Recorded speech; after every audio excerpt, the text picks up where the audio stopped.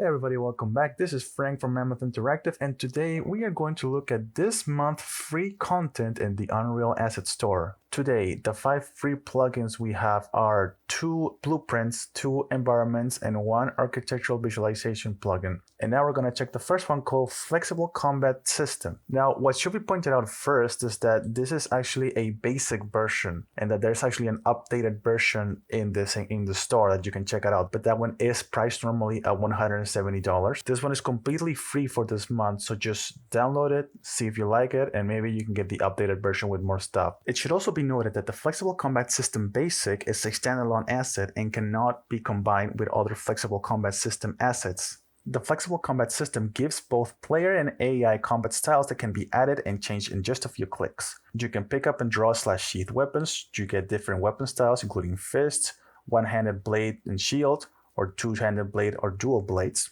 And there's a tutorial that you can follow to add more. There's combo attack and damage multipliers. There's pop-up combat text, targeting system, a level up system, a smart stamina reduction and regeneration system, AI and player blocking, save/load/restart level/level travel functionality through checkpoints and/or in-game menu. You get combat patrolling and noise detection ready AI. You get slow motion kill cams, sneak/stealth systems with responsive AI, player noise distractions, player stealth assassinations, and AI and player ragdoll deaths. And also, like every other game needs to have that final little bit of flair, a particle system on a hidden block. Now, it should also be noted that it is also just easy to add and implement into your own projects. It is also easy to follow. You can edit or even remove features that you don't want. You can even add new ones on top of all the stuff that you already got. Between wanting to have something like a Platinum or Dynasty Warrior style game, or if you just want to have a stealth-based game like Metal Gear. Up next, we got our first environmental package called the City Environment Mega Pack Volume 2. Now, this has a total of 3 different environmental packages. The first one is based around a Japanese-style city at night. Modular packs set for urban locations. That pack includes a demo scene. All houses have modular structure, so the pack contains a large number of characteristic props, sidewalks, and roads. The next one is a set of favelas from Brazil. It comes with a football field stage for a concert, live music, old houses with favela-style architecture. Just like the previous one, this is all made modularly, and you can basically grab all the pieces and organize them however you want to. And even the houses have interiors. They're all simple and detailed, but they're there. And the third one is a Middle Eastern style environment, just like the previous ones, also comes with their own modular style blocks that you can just take and rearrange however you want to.